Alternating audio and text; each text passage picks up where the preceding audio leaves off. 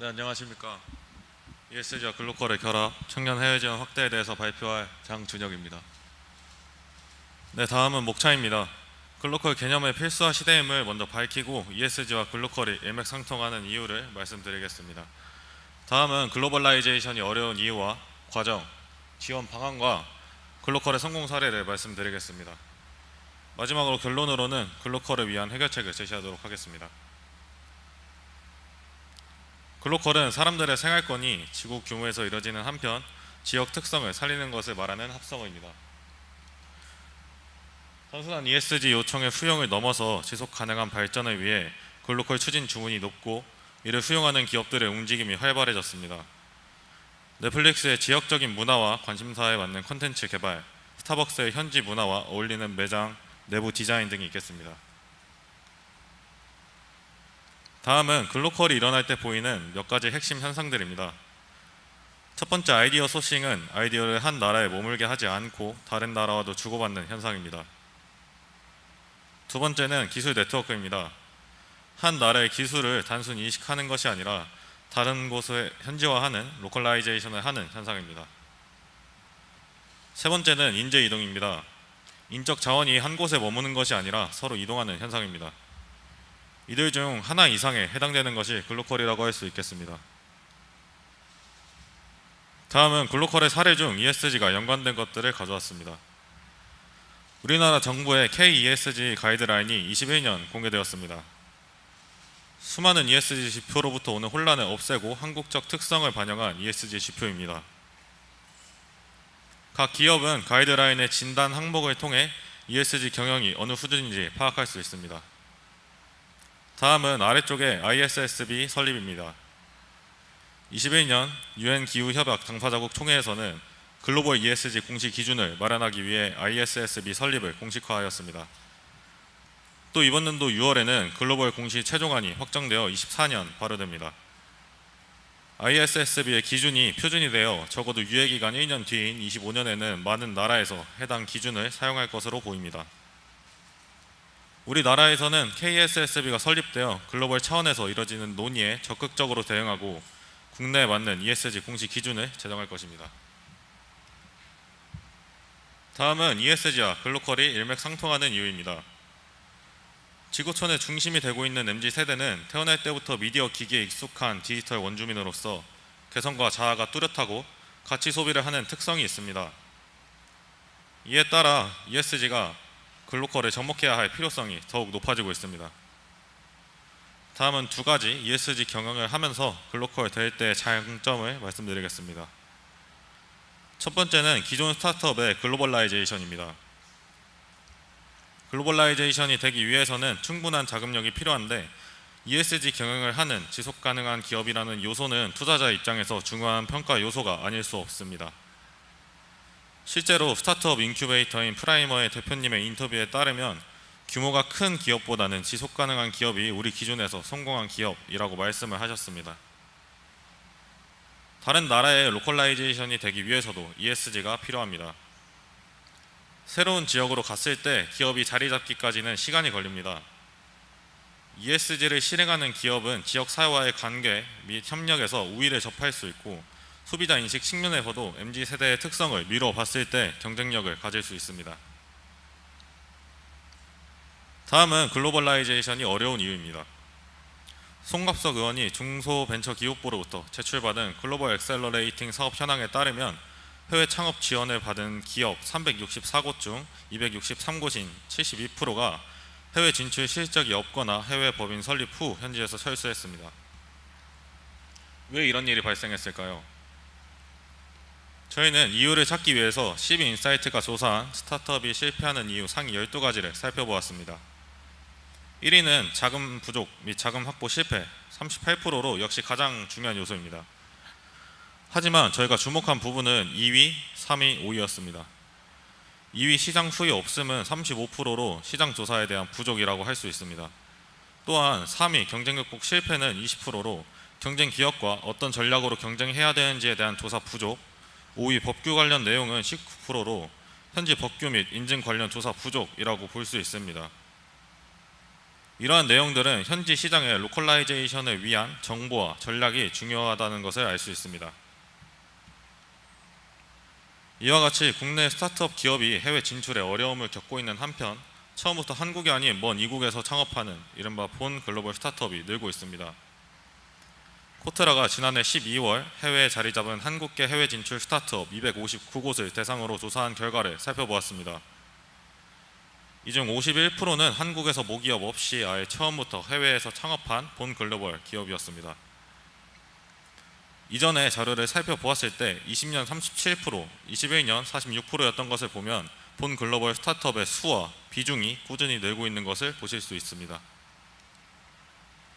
이를 통해 정부나 기업의 재정적 지원과 더불어 스타트업 사업에 대한 합당한 가치 평가가 이뤄질 수 있는 기회의 장이 필요함을 역설할 수 있습니다. 이 기회의 장에 대해서는 이어서 한성민 님이 말씀해 주시겠습니다. 안녕하십니까. 이어서 발표를 맡게 된 한성민이라고 합니다. 지금부터 글로컬라이제이션의 과정 및 지원 방안에 대해 말씀드리겠습니다. 글로컬라이제이션 과정을 보시는 바와 같이 총 8단계로 나누어 구성하여 보았습니다. 첫째, 시장 조사 및 선정. 둘째, 비즈니스 모델 검토는 기업이 해외에 진출하기 이전에 여러 요인들을 검토해보고 진출을 결정하는 단계입니다. 다음으로 상품 또는 서비스 맞춤화, 지역 파트너 탐색의 두 단계는 사업이 현지에서 시장에 안착하기 위해 꼭 이루어져야 하는 로컬화 과정에서 핵심적인 단계라고 할 수 있습니다. 진출 지역의 법률과 규제에 맞게 행동해야 하지만 그렇게 하지 못해 낭패를 보는 경우도 있습니다. 특히 중국과 같이 규제가 심한 경우에는 더더욱 조심해야 하는 만큼 법률 및 규제 준수는 간과해서는 안 될 중요한 단계입니다. 자금 조달은 모든 사업에서 가장 핵심적인 부분이라고 할 수 있습니다. 투자자를 구하거나 정부 지원을 검토해 봐야 하고, 마지막으로 마케팅 및 홍보, 인적 자원 확보는 기업이 진출 이후에 시장 경쟁력을 위해 노력해야 하는 부분이라고 할 수 있습니다. 이러한 8단계에서 기대할 수 있는 지원 방안은 무엇이 있을까요? 기업은 지원 측으로부터 비즈니스 모델 검토, 상품 또는 서비스 맞춤화 단계에서 다양한 자문 서비스를 제공받을 수 있습니다. 지역 파트너 검색 단계에서 진출 시장의 로컬 기업과 파트너십을 체결하거나 진출한 국내 기업과 연결할 수 있도록 기회를 제공받을 수 있고, 지원 측에서 법률 및 규제를 준수하기 위해 해당 지역의 법률 전문가를 섭외하거나 컨설팅을 받기 위한 비용을 지원해 줄 수도 있습니다. 또 정부나 기업이 투자 유치를 위해 적극 개입하여 자금 조달을 받을 수 있도록 해줄 수 있습니다. 이를 위해 회사의 경쟁력을 투자자들에게 보여줄 수 있는 기회장을 마련할 수 있지 않을까요? 글로벌 엑셀러레이터는 앞서 말씀드린 것과 같이 적극적인 지원을 해주는 지원의 주체입니다. 어느 정도 성장한 스타트업을 한 단계 가속할 수 있도록 돕는 단체로 투자 유치 컨설팅, 사업 설계 지원은 물론 투자에도 직접 참여하는 주체를 일컫습니다. 불리한 조건에도 불구하고 적절한 지원을 받아 해외 시장에서 성공에 이른 기업의 사례가 있는 반면, 그 반대로 규모의 자본을 갖추고도 적절치 못한 전략으로 인해 해외 진출이 실패로 끝나버린 안타까운 경우도 있습니다. 각각의 사례를 하나씩 살펴보고 글로벌 엑셀러레이터의 중요성에 대해서 알아보겠습니다. 먼저 성공 사례입니다. 퍼밋이라는 스마트팜 기업인데요. 앞선 발표자분께서 발표해 주신 기업과 비슷한 측면이 많아 자세한 설명은 하지 않겠습니다. 작물을 재배하는 데 필요한 최적의 재배 매뉴얼을 만들고 이 매뉴얼을 기반으로 운영되는 AI 솔루션을 제공하는 회사라고 할 수 있는데요. 농업 경영인의 자력을 길러 농업의 퀄리티를 혁신한다는 슬로건을 가지고 농업인과 함께 미래의 먹거리를 책임진다는 사명을 가지고 운영되고 있는 회사입니다.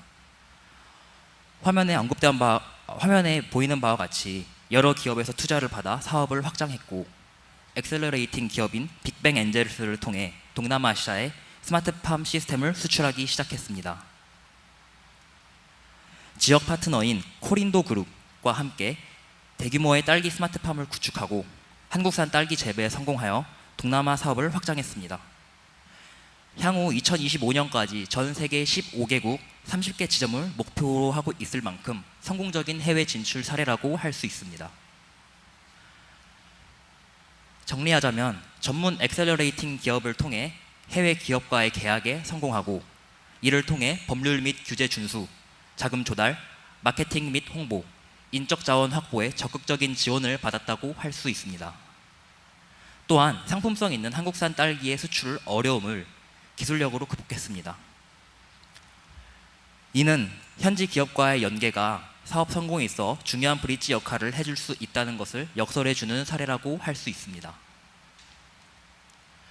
다음으로 실패 사례에 대해 말씀드리겠습니다. 인도의 줌카라는 기업인데요. 이 회사는 인도에서 상당히 파급력 있는 렌터카 시장의 거물이었습니다. 2013년에 설립된 이 회사는 베트남의 국민소득 증가, 부상하는 국제적 경제 지위에 맞춰 베트남이 훌륭한 소비 시장이 될 것이라고 판단하고 2021년 12월부터 베트남에서 자율주행 렌터카 플랫폼 서비스를 시작했습니다.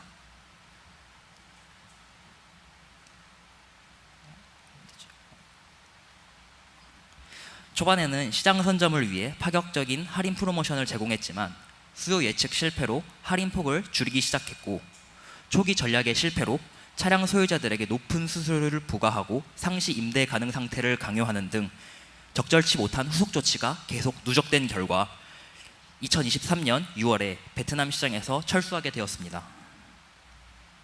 무엇이 문제였을까요?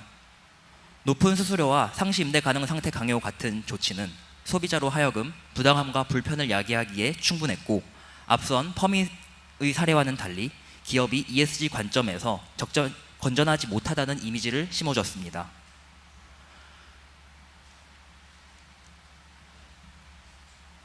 줌카는 왜 이와 같이 행동할 수밖에 없었을까요? 베트남 시장의 로컬 전략이 적중하지 못하여 이후에도 문제에 적절하게 대응하지 못한 것으로 보입니다. 분명 이미 규모가 큰 기업이었음에도 불구하고 로컬라이제이션을 위한 조사 및 적절한 전략을 수립하지 못한 이유로 사업을 철수하기까지 이르렀다고 할 수 있습니다. 이처럼 성공과 실패 사례를 통해 ESG 경영을 통한 사업의 성공을 위해서는 규모의 자금뿐 아니라 지역 맞춤화, 지역 파트너 탐색과 같이 구체적인 로컬라이제이션 과정에 상당한 지원이 필요하다고 결론지을 수 있습니다. 미래 세대를 이끌어갈 청년들이 창업 혹은 더 나아가 글로벌 시장으로의 진출에 막연함을 느끼지 않고 마음껏 도전할 수 있도록 다방면에서 지원이 절실합니다. 지금 자리를 함께 해주시는 여러분들께서도 과거 도전하고 실현할 적당한 방도가 없어 그저 흘려보낸 과거의 번뜩이 있는 아이디어가 있지 않으십니까? 많은 스타트업이 글로컬화에 성공하고 바람직한 ESG 경영을 할 수 있도록 저희는 특정 기구가 전담하여 다음과 같은 것을 적극 추진해 주실 것을 제의드립니다. 여러 나라의 코리아 스타트업 센터를 두고 패키지 형식으로 지원을 해 주십시오. 물론 이는 한시적인 그리고 평면적인 노력으로는 이루어지기 힘들 것입니다. 정부와 여러 기업의 구체적인 목표에 합의를 해야 하고 나아가 장기간에 걸친 투자가 필요하지만 이를 통해 창업자에게 해외 진출에 효율적인 프로세스를 제공함과 동시에 가장 직접적인 원조를 해줄 수 있을 것입니다. 또한 해외 진출에 대한 관심도 제고를 위해 정부나 기업이 가지고 있는 현지 정보를 더욱 많이 공유해 주십시오. 적극적인 정보 공유 및 해외 시장 전망에 대한 홍보가 이루어져야 더 많은 청년 스타트업 기업가가 해외 시장에까지 진출할 수 있습니다. 이와 같이 적극적인 지원센터 설립과 정보의 접근성 제고를 통해 ESG 관점에 지속 가능한 사회를 만들어가는 것에 함께해 주시길 부탁드립니다. 이상으로 발표 마치겠습니다. 감사합니다.